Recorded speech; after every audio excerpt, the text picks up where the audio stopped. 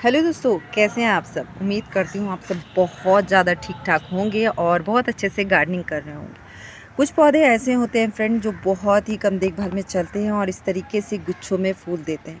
ये बहुत ही सुंदर पौधा है और एक गुच्छों में फूल देने वाला पौधा है फ्रेंड। इसका नाम है प्लम्बेगो।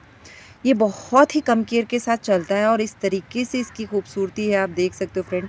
इसके फूल बहुत ज़्यादा सुंदर होते हैं फ्रेंड और ये बहुत ही लो मेंटेनेंस फ्लावरिंग प्लांट है। इसको बहुत आसानी से आप प्रोपोगेट भी कर सकते हो इस तरीके से, यानी कि इसके जैसे दूसरे पौधों को हम करते हैं कटिंग लगा के, उस तरीके से फ्रेंड। और ये बहुत ही सुंदर पौधा है, इस पौधे को आप ज़रूर लगाएं। ये एक तरीके से झाड़ियों का रूप ले लेता है, जैसे झाड़ी जैसा रहता है ना एकदम से भरा हुआ, वैसा। मैंने एक यानी कि वेस्ट कंटेनर नहीं फ्रेंड, ये टब है जो शायद किसी भी काम के लिए आएगा। तो वैसे टब में, यानी कि मैंने कोई पॉट वगैरह नहीं लिया है, एक टब में मैंने लगाया हुआ है और इसमें ये बहुत अच्छी तरीके से ग्रो कर रहा है। आप देख सकते हो यहाँ पे भी ये बहुत अच्छे से फ्लावरिंग कर रहा है फ्रेंड। तो आपको अगर अपने टेरेस पे या बालकनी में सुंदर सा फूल वाला पौधा चाहिए जो बहुत ही कम देखभाल में चलता है और इस तरीके से गुच्छों में फूल देता है, तो ये प्लांट आपके लिए सही रहेगा। प्लम्बेको का प्लांट जो होता है एक परमानेंट फ्लावरिंग प्लांट है और इसकी बहुत कुछ ज़रूरत ज़्यादा नहीं है। कुछ ज़रूरत को हम पूरा करते हैं, यानी इसकी बहुत कम ही नीड्स है और उन नीड्स को पूरा करते हैं तो हमारा प्लांट इस तरीके से फ्लावरिंग और ग्रोथ करता है। आप देख सकते हो ये नवंबर का महीना चल रहा है और यहाँ पे ये अभी भी बहुत अच्छी तरीके से ग्रोथ में है और यहाँ पे अभी भी वो, यानी कि फूलों का जो बंच होता है वो बना रहा है। तो इस प्लांट को आपको अगर लगाना है फ्रेंड तो किसी भी टाइम पे नर्सरी में मिलता है, आप ले सकते हो। और इस प्लांट की दो चीज़ों, यानी दो बातों का ज़्यादा ध्यान देना होगा। ये जो प्लांट है इसको अपनी मिट्टी में हमेशा मॉइस्चर का रहना बहुत पसंद है, तभी ये प्लांट बहुत अच्छी तरीके से ग्रो करता है और ढेर सारे ब्रांच निकालते रहता है और बुसी बन जाता है। अगर हम इसमें पानी की कमी करते हैं तो ये प्लांट एकदम से ख़राब होने लगता है। और दूसरी चीज़ ये है कि इसको बहुत ज़्यादा तेज़ धूप में आप रखोगे चलेगा, लेकिन अगर आप इस तरीके से किसी दीवार के साइड में रख रहे हो या फिर ऐसी जगह रख रहे हो जहाँ पे सुबह की शाम की धूप आती है या फिर 1-2 घंटे की धूप आती है, वहाँ पे ये बहुत चलेगा।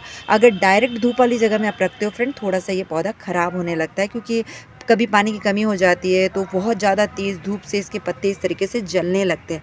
मैंने भी पहले दूसरी जगह में रखा था जहाँ पे बहुत तेज़ धूप आती थी, अभी मैंने इस जगह में रखा है जहाँ पे, यानी कि दीवार की वजह से थोड़ा सा धूप कम ही आता है फ्रेंड। यहाँ पे दोपहर का जो तेज़ धूप रहता है ना वो मिलता है, पर यहाँ पे ये बहुत अच्छे से ग्रो कर रहा है। तो आप ऐसी जगह रख लो जहाँ पे सुबह की या शाम की धूप आती है या फिर 2-3 घंटे की डायरेक्ट धूप आती है, वहाँ पे ये बहुत अच्छे से ग्रो करेगा। और इसमें कुछ बातों का ध्यान रखना है, वो है फ्रेंड इसकी खाद के बारे में। ये जो प्लांट है एक फ्लावरिंग प्लांट है तो इसको खाद चाहिए, जब तक खाद नहीं मिलेगा तो ये इस तरीके से फ्लावरिंग नहीं करेगा। लेकिन इसको बहुत ज़्यादा भी खाद नहीं चाहिए फ्रेंड। 2 महीने में 3 महीने में एक बार आपने मिट्टी की गुड़ाई कर ली और उसके बाद कुछ खाद मिला दिया, वर्मी कंपोस्ट या काउडंग कंपोस्ट, या फिर उसके साथ थोड़ा सा वुड ऐश या फिर नीम खली जो होता है वो। उसके बाद आपने कुछ नहीं किया 2-3 महीने, तो सिर्फ इसको पानी मिलता है तो भी ये बहुत अच्छे से ग्रो करता है। आप देख सकते हो यहाँ पे इतना ज़्यादा ये घास वगैरह और ये टर्टल वाइन के प्लांट इसमें ग्रो हो गए हैं। तो 2-3 महीने से मैंने भी इसमें कोई खाद नहीं दिया है, फिर भी मेरा पौधा जो है बहुत अच्छे से ग्रो कर रहा है। लेकिन इस प्लांट में एक बात का ज़्यादा ध्यान देना है कि इसकी मिट्टी में पानी की कमी नहीं होनी चाहिए, या फिर आप बहुत ज़्यादा पानी दे दोगे तो भी ये प्लांट ख़राब होगा। तो इस तरीके से आप ड्रेनेज होल बनाओ अपने पॉट में कि आप पानी देते हो, पानी जो एक्स्ट्रा वाला रहता है वो पॉट में रुकता नहीं है, वो नीचे से निकल जाता है, तो आपका प्लांट बहुत अच्छे से ग्रो करेगा।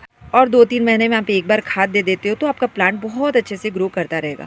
अगर बीच में आपको कोई फर्टिलाइज़र यूज़ करना है तो 20 से 25 दिन में वर्मी कंपोस्ट या काउडंग कंपोस्ट का भी लिक्विड फर्टिलाइज़र आप फिर से दे सकते हो अपने पौधे में, लेकिन गुड़ाई करके खाद देने का कोई फ़ायदा नहीं है।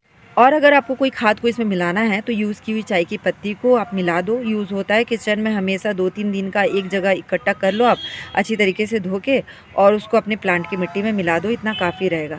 अगर फिर भी आपको कोई फर्टिलाइज़र देना है तो मैं हमेशा अपने पौधों में 1 हफ्ते में या 15 दिन में एक फर्टिलाइज़र देती हूँ। वो होता है हमारे किचन वेस्ट का जो भी निकलता है उसका फर्टिलाइज़र, लिक्विड फर्टिलाइज़र, प्याज के छिलके का, आलू के छिलके का, या फिर सारे ही वेजिटेबल के जो छिलके रहते हैं उसको मैं एक रात के लिए पानी में रखती हूँ फ्रेंड, और उसके बाद सुबह के टाइम पे उसका फर्टिलाइज़र अपने पौधे में दे देती हूँ, और उससे मेरे पौधे जो है बहुत अच्छी तरीके से हेल्दी ग्रो करते रहते हैं। मुझे बहुत ज़्यादा कुछ खाद देना पड़ता नहीं है। बस इन बातों का हम ध्यान रखते हैं फ्रेंड, तो हमारा प्लांट इस तरीके से अच्छी ग्रोथ में भी जाता है और हमेशा यानी कि हरा भरा बना रहता है।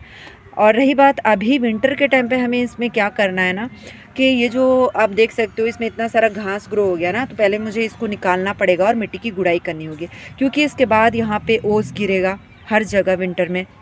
तो पानी कितना है कितना नहीं है, हम कई बार मिट्टी को चेक भी नहीं करते, ऐसे ही पानी दे देते हैं जैसे हम सारे पौधों को देते रहते हैं। ठीक है, तो मिट्टी यहाँ पे सही से सूखेगा नहीं और ओस गिरते रहता है, तो इससे मिट्टी में बहुत सारे कीड़ों का अटैक होता है, फंगल अटैक होता है, जिससे रूट रॉट भी हो जाता है बहुत ज़्यादा पानी मिलने की वजह से। तो गर्मी के टाइम पे यानी कि समर के टाइम पे तो ठीक है, इस तरीके से अगर घास ग्रो हो जाते हैं तो वो मल्चिंग का काम करते हैं, या फिर हम ही एक दो पौधों को ग्रो कर देते हैं कि हमारे प्लांट की मिट्टी में मॉइस्चर बरकरार रखे, जल्दी से यानी बरकरार रहे, जल्दी से मिट्टी सूखना नहीं चाहिए इसके लिए। लेकिन विंटर के टाइम पे इस काम को आप बिल्कुल नहीं करें, क्योंकि ये जो मेरा भी पौधे में जो घास उग गया है इसको भी मैं अभी निकालने वाली हूँ फ्रेंड। निकाल के इसकी अच्छी तरीके से गुड़ाई कर दूँगी, और जब धूप आएगा तो दिन भर उसमें हवा लगेगा, धूप लगेगा। और विंटर के टाइम पे है ना, विंटर के टाइम पे इस बात का ज़रूर ध्यान दें, आपका जो भी पौधा है उसके पॉट में इस तरीके से घास वगैरह नहीं रहना चाहिए। अगर वो रहेगा तो फ्रेंड प्लांट में रूट रॉट हो सकता है, क्योंकि ओस यानी कि शबनम गिरते रहता है ना, तो इससे कुछ प्रॉब्लम दिक्कतें आती हैं हमारे पौधे में। तो इस बात का आप सिर्फ ध्यान रखते हो और इस तरीके से आप केयर करते हो, तो आपका भी प्लम्बेगो का प्लांट इस तरीके से हमेशा हेल्दी बना रहेगा और आपके भी पौधे में गुच्छों में फ्लावरिंग होगी। फिर ठीक है दोस्तों, मिलती हूँ इंशाल्लाह अपनी अगली वीडियो में।